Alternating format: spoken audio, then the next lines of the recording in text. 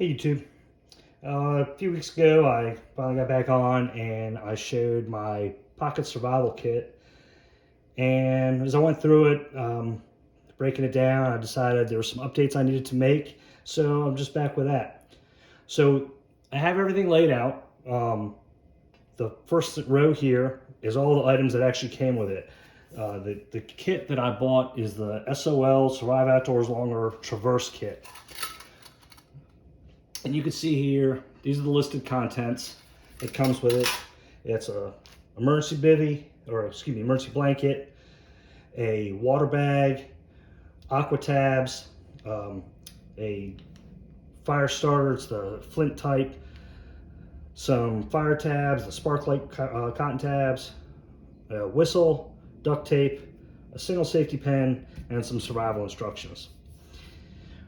Then this middle row is the stuff that I initially added to it, which were some of the Yuko stormproof matches,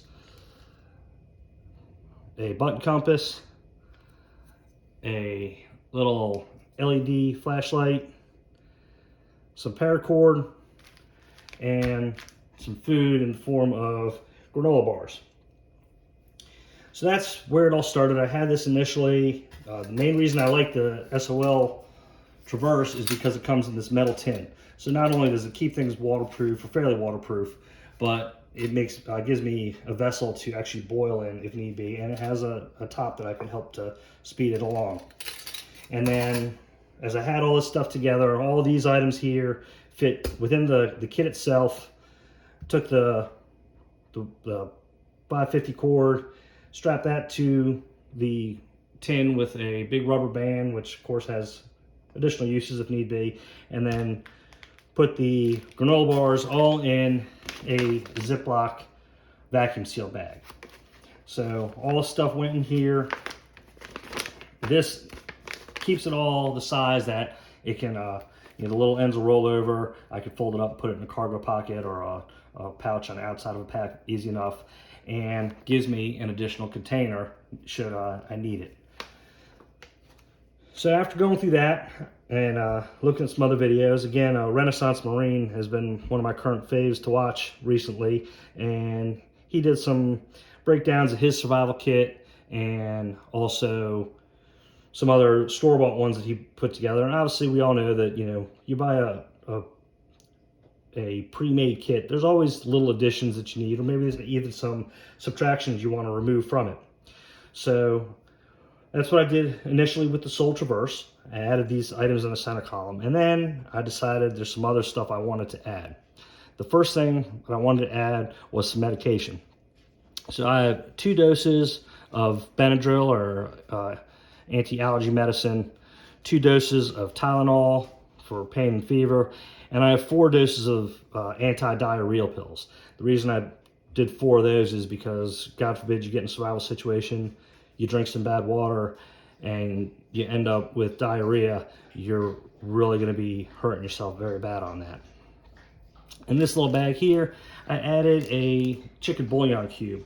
It's kind of a bigger one. It's actually kind of soft, and the reason why I went with this is because I can break it into like 4 regular bouillon size cubes. And my reason for adding that is it's colder weather. You process some water, it's still probably not going to taste super great, but it's twofold. It's going to help with the flavor of the water, and B, by putting that warm broth in your system, especially at night, it's going to help you sleep, and then give you a little bit of nutrients. Coming down, I added a larger sail needle. I don't know how well that's going to come through, kind of hard to see. But I had a larger one because this is a little easier to work with, and I just put a little bit of tape on the top to keep it from getting you can stick it into something. And then I have a small roll of tooth floss. And the reason I went with this is because it's relatively strong. I can use it for either sewing in conjunction with the needle, or if I need to make some makeshift fishing line, You know, I could use a safety pin and fashion a hook. Probably not going to be something I would be worried about, especially in my area, but better to have it, not need it. It's very light, takes up very little space. Then I added a Fresnel lens for an additional fire starter capability. And it has some measurements on there, not that that really matters, but easy enough. And then the case that comes with is twofold. I added a mirror, a small signal mirror, and keep the protective coating on there for now. And then that just fits, oh, if I get in there, and that just fits in there together, so it helps to protect it a little more. The signal mirror, and I don't have it in this pile, but the signal mirror comes in a 2-pack that I got at Bass Pro. It was that mirror and another survival whistle, very similar to this one, made by Orion, which is, you know, a company that does survival equipment typically for boating stuff, and that's probably why Bass Pro sells it. But for $8, it's a nice little signal mirror and whistle combo, and I have the whistle and another piece of gear since I already had one in here. And then I added some more aqua tabs. So the kit initially only came with 2.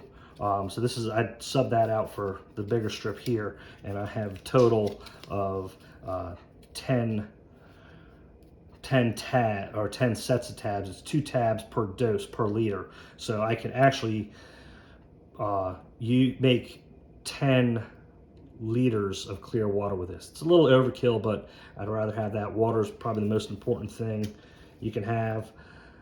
I added some more safety pins because, again, it takes very little space, very little weight. Good thing to have. And then the last thing I added was some liquid IV, which is, you know, like an electrolyte powder.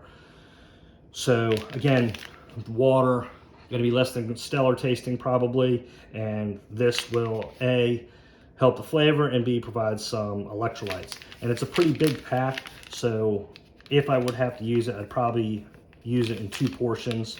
You know, pour out some, wrap it back up, or what I would actually probably do is transfer it into this little Ziploc bag, or one of the other ones, and that gives me some electrolyte powder.